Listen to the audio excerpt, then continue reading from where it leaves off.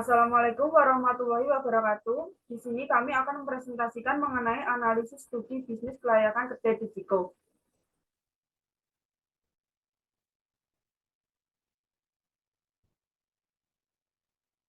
Dengan nama anggota kelompok Galih Ninggi Arta 210510045, Zahra Fikriya Diansyah 210510141, Sri Wahyuni 210510146, Nabila Rizky Ramadhani 210510147, dan Revita Dwi Agustina 210510269.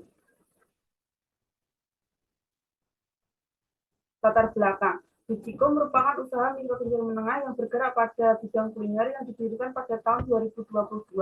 Beralamat di Musuk Lor, Argomulyo, Kecamatan Sedayu, Bantul, dan didirikan oleh Ibu Endang Mursilawati. Digiko menyediakan berbagai macam jenis makanan dan minuman kekinian. Digiko ini telah mempunyai 2 cabang outlet. Cabang kedua Digiko berlokasi di Gancaran, Sleman. Ibu Endang yang dulunya hanya bekerja sebagai karyawan usaha makanan takoyaki lalu memberanikan diri untuk memulai usahanya sendiri dari nol. Beliau punya pengalaman kerja yang mumpuni untuk membuat makanan yang sekarang dijual. Berawal dari hanya sebagai seorang karyawan, hingga sekarang telah sukses dan telah mempunyai 2 cabang outlet, serta mempunyai karyawan sendiri. Sedangkan pengambilan nama Digiko berasal dari nama sang anak, yaitu Jiko. Tujuan penelitian ini yang pertama untuk menganalisis perencanaan usaha mikro kecil menengah, untuk mendapat pengetahuan dan perencanaan mengenai usaha yang baru di masa depan. Dan terakhir, untuk mengetahui usaha Digiko dikatakan layak atau tidak dalam studi kelayakan bisnis jika dianalisis dalam aspek kelayakan manajemen, kelayakan pasar, kelayakan pemasaran, kelayakan produksi, dan kelayakan SDM, kelayakan sosial, lingkungan, dan hukum, serta kelayakan teknologi informasi, kelayakan industri dan persaingan, dan kelayakan keuangan. Metodologi penelitian. Jenis penelitian. Penelitian ini menggunakan jenis penelitian kualitatif dalam konteks pembeli Digiko. Metode penelitian kualitatif dapat digunakan untuk memahami pengalaman, persepsi, dan praktik Digiko dalam menjalankan usahanya. Pendekatan kualitatif dapat membantu peneliti untuk memahami konteks sosial dan budaya di mana Digiko beroperasi, serta faktor-faktor yang mempengaruhi keberhasilan atau kegagalan usaha Digiko. Lokasi penelitian berada pada Jalan Kemusuk Lor, Argomulyo, Kecamatan Sedayu, Bantul, Yogyakarta. Dan metode pengumpulan data menggunakan observasi, wawancara, dan dokumentasi. Hasil dan pembahasan. Aspek kelayakan manajemen. Aspek manajemen yang perlu diperhatikan antara lain: pertama, annual objektif. Dalam 1 tahun, usaha ini sudah mampu untuk bersaing dengan pesaing yang lebih awal hadir. Usaha ini juga dalam 1 tahun dapat menambahkan outlet baru yang merupakan cabang pertama dari usaha Digiko. Polisi. Usaha ini memiliki kebijakan dalam mengatasi masalah serta membuat strategi melalui harga serta kualitas yang dimilikinya. Harga yang cukup murah sehingga dapat menarik semua kalangan untuk kembali datang membeli produk dari Digiko. Resource allocation. Di dalam usaha ini mengalokasikan diterapkan pada sumber daya manusia yang mana untuk mengurangi SDM. Pemilik usaha itu terjun menjadi penjual di salah satu outlet sehingga mereka dapat mengurangi pengeluaran biaya karyawan. Selanjutnya, organisasional struktur.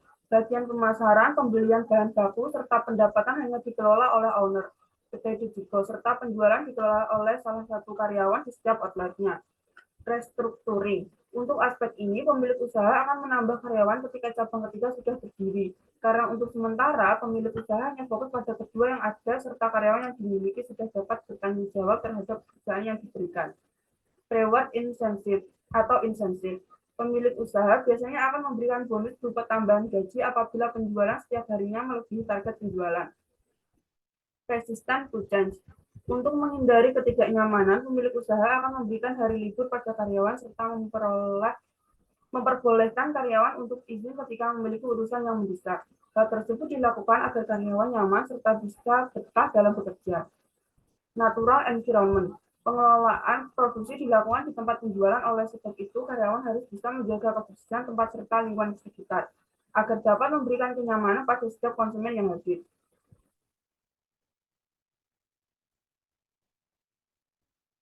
Supportive culture. Dalam mendukung karyawannya, pemilik usaha berusaha memberikan gaji sesuai jadwal agar karyawan dapat kembali semangat bekerja sehingga dapat berpengaruh terhadap usaha yang sedang dijalankan. Hal itu juga dapat membuat mereka merasa dihargai. Production and operation. Untuk mengontrol kualitas produk, pemilik usaha Dejiko selalu ingin memberikan inovasi makanan terkini dengan kualitas yang tetap baik. Sehingga apabila usaha memiliki inovasi produk baru, maka modal yang dikeluarkan juga akan bertambah.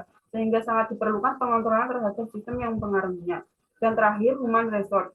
Sumber daya manusia merupakan bagian yang cukup penting di setiap usaha. Pada usaha ini, sumber daya yang dimiliki masih sedikit. Meskipun karyawan yang dimiliki sedikit, namun kualitas yang mereka miliki sangatlah baik.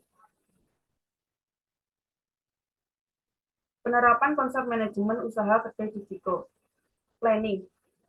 Pertama, tahap-tahap pengembangan usaha yang dilakukan oleh Dejiko. Menyiapkan modal usaha, merencanakan menu yang ada dalam Dejiko, merencanakan modal fisik yang menyangkut bangunan, peralatan produksi, serta fasilitas-fasilitas penunjang lainnya. Melakukan percobaan terhadap resep makanan yang dibuat, dan membuat media sosial sebagai alat promosi. Kedua, persoalan yang dihadapi dalam pelaksanaan usaha Dejiko. Pertama, mencari karyawan yang dapat bertanggung jawab, menentukan keuntungan dan biaya pengeluaran, proses perencanaan dan pelaksanaan, bahan baku yang memiliki kenaikan, serta mencari tempat yang strategis untuk penempatan usaha Dejiko.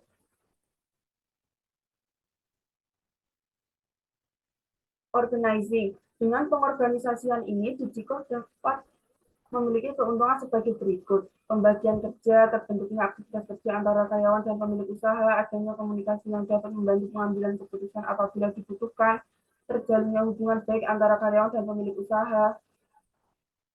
Actuating, dalam manajemen usaha ini memanglah belum cukup besar, sehingga pengarahan yang dilakukan hanya terdapat pegawai saja.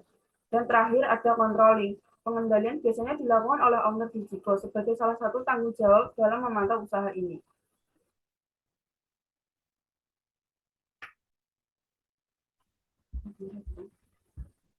Aspek kelayakan pasar. Yang pertama, pasar sasaran.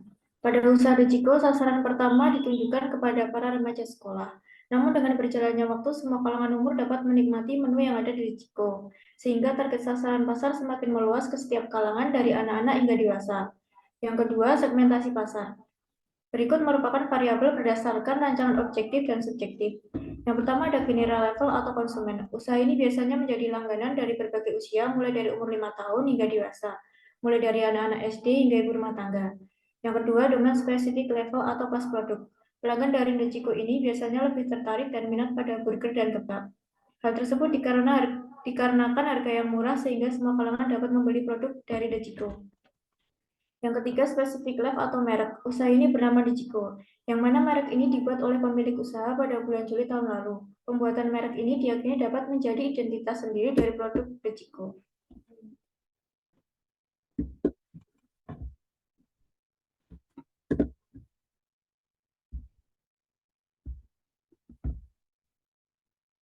Yang ketiga, identifikasi segmen pasar. Yang pertama ada deskriptor fisik. Target pasar untuk saat ini Dejiko telah melakukan perluasan pasar dengan cara membuka cabang. Yang kedua, deskriptor perilaku umum. Dalam memahami perilaku konsumen dari Dejiko memanglah cukup mudah, yang mana banyak dari mereka menginginkan kualitas dari produk yang tetap baik dan dengan harga yang terjangkau serta bonus-bonus yang diberikan oleh pihak Dejiko. Yang ketiga, kelas sosial. Meskipun masyarakat memiliki pengelompok status sosial, namun usaha ini terbilang cukup ramah bagi semua status sosial. Yang keempat, perilaku konsumen untuk segmentasi. Ada 3 nilai yang juga diterapkan oleh Dejiko untuk menjadi tumpuan dalam memenangkan persaingan pasar. Yang pertama ada strategi approach. Tujuan strategi ini adalah menjadi pemimpin dalam industri pada masalah harga dan kenyamanan. Yang kedua, strategi operational excellence. Dengan strategi ini, Dejiko sudah mengeluarkan biaya lebih untuk pembuatan dan pengemasan produk. Yang ketiga, produk leadership. Strategi ini juga yang diterapkan oleh usaha Dejiko yang mana inovasinya dalam menciptakan produk berkelas seperti burger, kebab, dan takoyaki dengan harga yang relatif murah dapat membuat semua orang dapat menikmatinya. Yang kelima, alasan menentukan pasar sasaran. Dalam menentukan pasar, Dejiko mempertimbangkan faktor-faktor seperti lokasi, persaingan, dan daya beli konsumen. Lokasi adalah salah satu faktor ketika menentukan target pasar dengan segmentasi geografis. Tentunya Dejiko sudah menentukan lokasi penjualan yang strategis dengan lokasi tanpa pesaing penjual yang sama. Tidak hanya itu, Dejiko juga menjual melalui media massa sesuai dengan zaman sekarang seperti Facebook dan WhatsApp, Instagram, dan banyak lainnya. PT Dejiko juga memperhatikan daya beli konsumen. Dejiko juga mempertimbangkan faktor-faktor lain seperti minimnya lapangan pekerjaan, banyaknya pengangguran, kurangnya pendidikan dan pengalaman, serta keterampilan yang sangat terbatas. Kelayakan pemasaran. Terdapat 3 tahapan praktek pemasaran dalam Dejiko. Yang pertama, pemasaran swadaya. Pada awal Dejiko berdiri, jumlah produk yang dijual tidaklah begitu banyak. Rata-rata per menunya hanya laku sekitar 10 porsi. Saat itu, Dejiko juga belum memiliki karyawan dan pemasarannya dilakukan sendiri oleh pemilik dari outletnya saja. Pemasaran terformulasi. Pada saat pemasaran sudah terformulasi, Dejiko sudah berkembang. Dejiko juga sudah mulai memiliki banyak pelanggan. Terdapat karyawan yang mengurus setiap outletnya untuk melayani konsumen. Untuk promosinya sudah menggunakan media sosial seperti WhatsApp dan Facebook.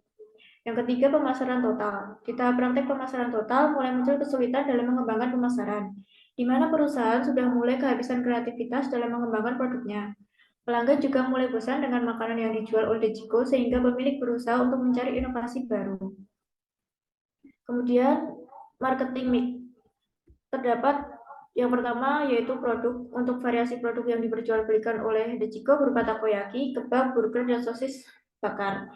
Yang kedua, price atau harga. Harga yang diberikan merata mulai dari harga Rp5.000 sampai Rp10.000 sehingga dapat terjangkau oleh semua kalangan. Pemberian diskon sendiri biasanya usaha akan mengadakan kegiatan Jumat Berkah dengan pembelian satu produk gratis satu produk. Yang ketiga, promotion. Promosi yang dilakukan oleh Dejiko dilakukan secara mulut ke mulut dan juga melalui media online seperti melewati Facebook dan WhatsApp. Yang keempat, place atau tempat. Outlet yang dimiliki Dejiko ada 2. Yang pertama bertempat di Ganjaran 5, Sidomulyo, Budian, Sleman. Yang kedua di Kemusuk Lor, Argomulyo, Kecamatan Sedayu, Kabupaten Bantul. Kemudian people, untuk pelanggan dari segmenting Dejiko terdiri dari semua kalangan baik itu anak-anak sampai orang dewasa. Sedangkan dari segi targeting, Dejiko merata dari kalangan bawah hingga atas. Kepuasan pelanggan. Yang pertama, kualitas produk. Produk dari Dejiko memiliki rasa yang enak dan lezat. Terdapat ciri khas rasa tersendiri dari setiap menunya dan berbeda dari para pesaing lainnya. Yang kedua, harga. Harga yang ditetapkan oleh Dejiko sangatlah terjangkau jika dibandingkan dengan para pesaingnya. Penetapan harga yang murah ini tentunya juga menguntungkan bagi usaha Dejiko sebab dapat mendatangkan pelanggan dari semua kalangan. Yang ketiga, service quality. Kualitas pelayanan yang diberikan oleh Dejiko sangat baik sebab usaha ini sangat mengutamakan kepuasan para pelanggannya. Kemudian kemudahan. Pelanggan dapat mudah mendapatkan produk Dejiko ini dengan langsung mendatangi outlet yang terdapat di Kemusuk dan Perempatan Gajaan. Selain itu, pelanggan dapat memesan melalui media sosial WhatsApp dan Facebook. Loyalitas pelanggan. Yang pertama, pelanggan emotif. Dalam hal ini terdapat pembeli yang sangat sering, bahkan hampir setiap hari membeli produk dari Dejiko. Yang kedua, pelanggan intertial. Dalam hal ini terdapat pelanggan yang dapat berpindah ke produk dari usaha lainnya yang serupa dan juga adanya perubahan gaya hidup dari pelanggan. Yang ketiga, pelanggan daily beratus. Dalam hal ini, pelanggan selalu mengevaluasi keputusan mereka terhadap pembelian pada produk Dejiko dengan memperhatikan faktor-faktor seperti kemudahan dalam mendapatkan produk dan harga dari produk tersebut serta kualitas dari produk tersebut. Kelayakan produksi. Sebelum melakukan produksi produk, terdapat perencanaan atau planning di antaranya meliputi. Yang pertama, perencanaan produk. Terdapat yang pertama ada atribut produk. Untuk kemasan dalam produk dari kedai Dejiko beragam. Pada produk takoyaki menggunakan kemasan styrofoam makanan di mana dalam satu porsinya berisi 5 buah takoyaki. Dan produk kebab kemasannya menggunakan kertas khusus untuk kebab. Sedangkan untuk produk burger dan sosis bakar menggunakan kemasan mika. B. Posisi produk. Kekuatan yang dimiliki produk-produk dari kedai Dejiko yaitu memiliki cita rasa yang lezat dan harga yang lebih murah dari para pesaingnya. Sedangkan untuk kelemahannya yaitu proses pelayanan yang sedikit lama karena karyawan yang dimiliki pada setiap outlet hanya 1 orang, sehingga karyawan akan kewalahan jika ada pesanan banyak dalam waktu yang sama. Berikutnya yaitu siklus kehidupan produk. Siklus produk terbagi menjadi 4 fase. Yang pertama ada tahap perkenalan. Pada tahap ini, produk-produk dari Dejiko diperkenalkan dengan promosi melalui status WA, dan juga dikenalkan dari mulut ke mulut. Dalam penjualan tergolong sedang, artinya tidak cepat dan tidak lambat. Tahap kedua yaitu tahap pertumbuhan. Harga pada produk Dejiko juga sangat terjangkau dan tetap, artinya tidak mengalami peningkatan sehingga dapat mendatangkan pembelian potensial. Yang ketiga ada tahap kedewasaan. Pada usaha kedai Dechiko ini bisa dibilang juga mengalami penurunan konsumen. Kedai Dechiko menjual berbagai makanan kekinian seperti takoyaki, kebab, burger, dan sosis bakar. Makanan-makanan tersebut sudah tidak asing lagi di kalangan masyarakat dan banyak sekali orang yang menjual makanan-makanan tersebut. Hal inilah yang menjadi tahap kedewasaan kedai Dechiko. Yang keempat, ada tahap penurunan. Terdapat beberapa faktor yang menyebabkan bisnis berada pada tahap yang pertama yaitu kemajuan teknologi, yang kedua perubahan selera konsumen, dan yang ketiga ketatnya persaingan. D. Perencanaan kebutuhan material. Adapun komponen dari MRP yaitu yang pertama jadwal untuk induk produksi. Untuk jam kerjanya sendiri selama 8 jam yaitu dari jam 11 sampai jam 9.00 WIB, artinya proses produksi dilakukan selama jam tersebut dan dilakukan ketika adanya pembeli atau pesanan. Yang kedua, daftar material. Kedai Dechiko memiliki 4 menu utama yaitu takoyaki, kebab, burger, dan sosis bakar. Yang ketiga, catatan persediaan. Kedai Dechiko selalu melakukan pencatatan persediaan yang dilakukan secara manual dengan dicatat pada buku. Kemudian, kedai Dechiko melakukan stok bahan baku dengan melakukan pembelian bahan baku setiap 1 minggu sekali. Aspek kelayakan SDM. Aspek sumber daya manusia merupakan salah satu aspek yang sangat penting untuk diperhatikan dalam suatu bisnis. Tujuan dilakukan analisis aspek SDM ini untuk mengetahui pembangunan dan implementasi bisnis yang dilakukan oleh Dechiko sudah layak atau belum dengan melihat dari ketersediaan sumber daya manusia. Analisis aspek SDM bisnis makanan Dechiko antara lain ada perencanaan SDM. Perencanaan struktur organisasi Dechiko ini tergolong usaha kecil. Dechiko memiliki struktur organisasi yang sederhana. Mengikuti model struktur fungsional, struktur organisasi Dechiko ini terdiri dari owner, sekretaris, bendahara, tenaga promosi, tenaga produksi, dan tenaga penjualan. Perencanaan jumlah tenaga kerja, Dechiko memiliki 2 outlet dengan 1 pemilik sekaligus operasional dan 1 karyawan. Dalam setiap outlet yang dimiliki Dechiko dioperasionalkan oleh 1 orang, yaitu outlet pertama di Gancan, dioperasionalkan oleh 1 karyawannya dan cabangnya. Rekrutmen. Dechiko melakukan pencarian dan perekrutan karyawan melalui sosial media, yaitu dengan memposting lowongan pekerjaan di Facebook dan ditujukan bagi yang membutuhkan pekerjaan. Selanjutnya, produktivitas. Dechiko memiliki jam kerja selama 8 jam, dimulai dari jam 11 pagi sampai jam 19.00 malam. Jam 11 pagi mulai persiapan tempat alat dan bahan, kemudian buka outlet, dan jam 19.00 beres-beres tempat dan tutup outlet. Selanjutnya, pola gaji dan upah atau kompensasi. Dechiko memberikan gaji atau upah untuk karyawan setiap 1 bulan sekali. Dalam setiap bulan, karyawan akan menerima gaji utama sebesar Rp1.200.000 per bulan. Kedai Dechiko juga akan memberikan bonus atau kompensasi kepada karyawan jika penjualan sedang ramai. Kelayakan aspek lingkungan, sosial, dan hukum. Aspek lingkungan. Pada saat suatu usaha menjadi hal terpenting dalam penentuan keberhasilan usaha tersebut. Dalam penentuan apakah lingkungan yang dipilih untuk bisnis tersebut mampu berjalan dengan baik dan menghasilkan keuntungan yang sesuai dengan maksimal seperti yang telah menjadi harapan sejak awal. Pada lokasi usaha Dechiko ini berada pada lingkungan yang dirasa sangat strategis, di mana letak lokasi usaha Dechiko ini tidak mempunyai pesaing yang sama. Penjualan atau pelaku usaha lain yang berada dekat dengan kedai milik Dechiko ini tidak ada yang serupa, sehingga Dechiko ini tidak mempunyai pesaing pada usahanya. Aspek sosial. Usaha Dechiko ini merupakan usaha kecil mikro yang merupakan salah satu faktor pendorong bagi perekonomian daerah sekitar. Tujuan utama dari pendirian suatu usaha adalah mencari keuntungan yang besar. Komponen yang dimaksud salah satunya adalah lembaga sosial, sehingga dalam menjalankan usaha harus mampu menjaga dan mempunyai tanggung jawab sosial. Selain mendapatkan dan mencari keuntungan, didirikan usaha ini adalah demi memberikan manfaat pada perekonomian dan lingkungan sekitar.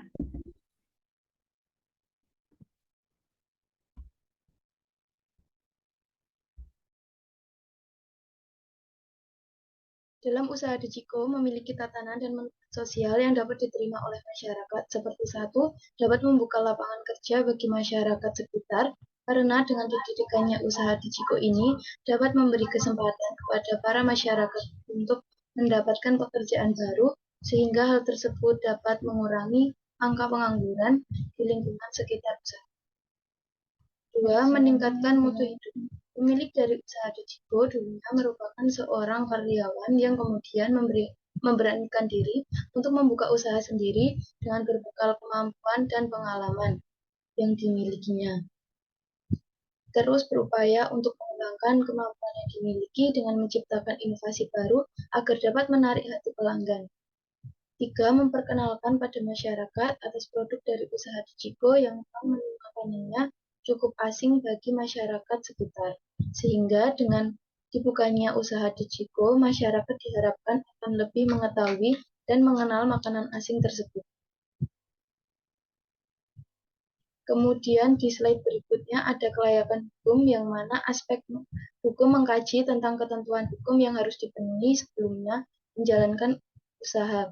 Terdapat beberapa hal yang harus diperhatikan dalam analisis aspek hukum atau aspek legal, seperti 1. Jenis badan usaha kedai Dejiko, yang mana termasuk usaha perseorangan dan berstatus kepemilikan tunggal, di mana segala keputusan yang diambil sepenuhnya keputusan dari pemilik bisnis yang bertanggung jawab sepenuhnya atas semua risiko bisnis yang dimiliki. 2. Legalitas usaha merupakan suatu jati diri dari suatu usaha di mana usaha tersebut tidak legal, sehingga dapat diakui oleh masyarakat, namun secara legalitas usaha Dejiko ini belum memiliki MK, NIP maupun legalitas usaha lainnya, karena pemilik mengatakan bahwa usahanya ini masih tergolong sangat baru dan kecil, sehingga dirasa belum membutuhkan legalitas usaha.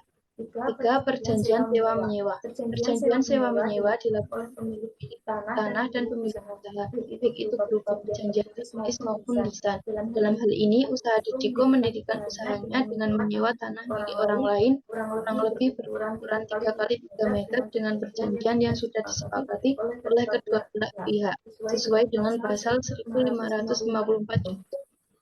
Slide selanjutnya yaitu menjelaskan mengenai kelayakan teknologi informasi. Menurut Martin, teknologi informasi adalah hal yang tidak hanya berbasis pada teknologi komputer, baik itu berupa perangkat keras atau perangkat lunak yang digunakan untuk memproses dan menyimpan informasi, melainkan juga mencakup teknologi komunikasi untuk mengirimkan informasi.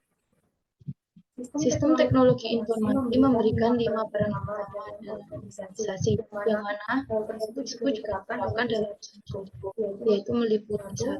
Meningkatkan efisiensi, sehingga dapat menghemat waktu pada proses produksi.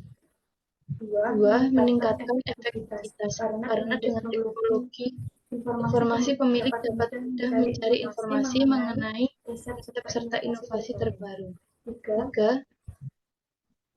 Meningkatkan komunikasi. Sistem ini juga digunakan pemilik dalam proses pemasaran yang mana mereka akan memberikan informasi mengenai produk yang dijual melalui media pihak, sehingga dapat memberikan kemudahan bagi kedua belah pihak, penjual dan pembeli.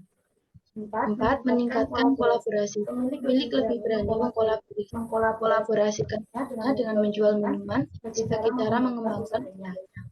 5. Yaitu meningkatkan kompetitif. Sistem teknologi mempermudah pemilik dalam menjangkau perkembangan pesaing sehingga usaha dapat maju dibandingkan pesaingnya. Meskipun manfaat teknologi dan informasi banyak, akan tetapi juga memiliki risiko kegagalan yang tinggi. Bisa terjadi karena faktor-faktor yang terdiri dari 1. Faktor internal eksternal perusahaan, 2. Tingginya biaya pemeliharaan dan pengembangan teknologi, 3. Cepatnya berkembang perubahan inovasi yang mana faktor tersebut juga dapat terjadi pada usaha ini, di mana para pemain akan mengalami kebosanan. Perusahaan harus memahami teknologi yang digunakan.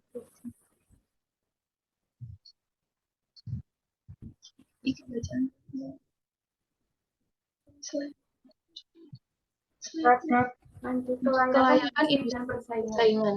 Analisis industri dan persaingan merupakan sebuah analisis yang berfungsi bagi perusahaan guna beradaptasi dengan perubahan yang ada dan kemudian dapat mengembangkan kekuatan dalam menghadapi persaingan. Analisis industri dan persaingan yang terdapat dalam Dejiko yaitu meliputi satu analisis untuk pembuatan strategi,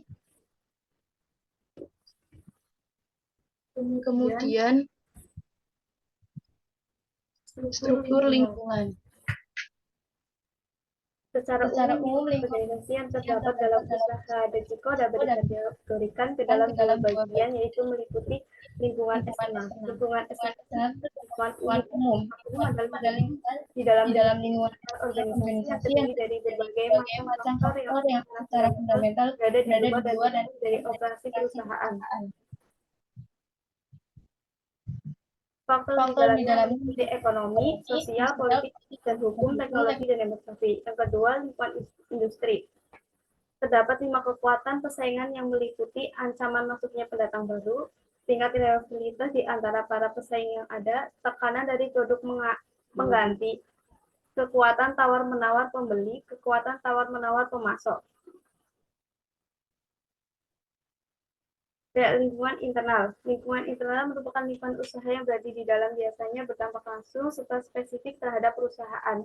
Adapun lingkungan internal meliputi kapabilitas, sumber daya, kompetisi inti. 3. Prosedur pelaksanaan analisis lingkungan. Dalam menganalisis lingkungan organisasi, manajemen perusahaan harus memperhatikan beberapa hal yang mendukung terciptanya daya asing yang efektif dan efisien.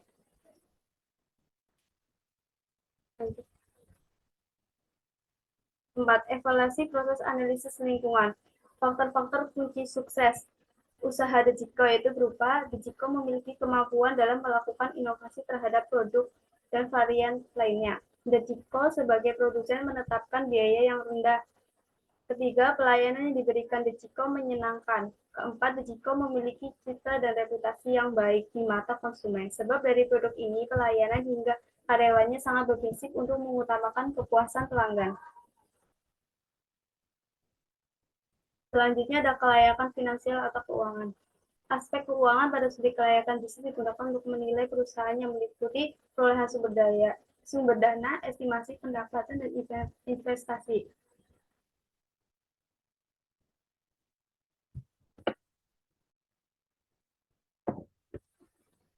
Kebutuhan dana suatu aktivitas bisnis tidak akan dapat berjalan dengan baik bila tidak ketersediaan dana yang baik dan mencukupi.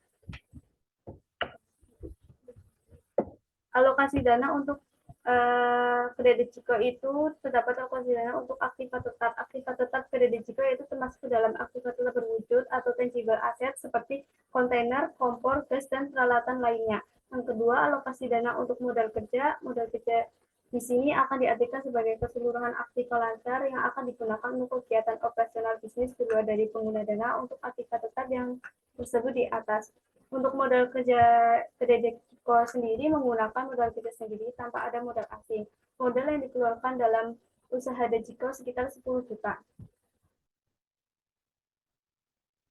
Ini ada analisis kebutuhan dana kedai Dejiko yang ada aktiva tetap itu kompor, besi panggangan, dan biaya operasional meliputi gaji karyawan, listrik, dan air, sewa tempat, dan total semua kebutuhan dana awal kedai Dejiko itu 11.900.000, sedangkan dana yang tersedia kedai Dejiko itu sekitar 10 juta. Kemudian ada laporan keuangan kedai Dejiko termasuk arus kas masuk, laba setelah pajak IT, aliran kas masuk bersih. Lanjut, ada pay period. Untuk kedai Dejiko itu sendiri dinilai layak karena jangka waktu pengambilan modal usaha selama 3,8 bulan, lebih kurang dari 4 tahun. Terus ada average rate of return.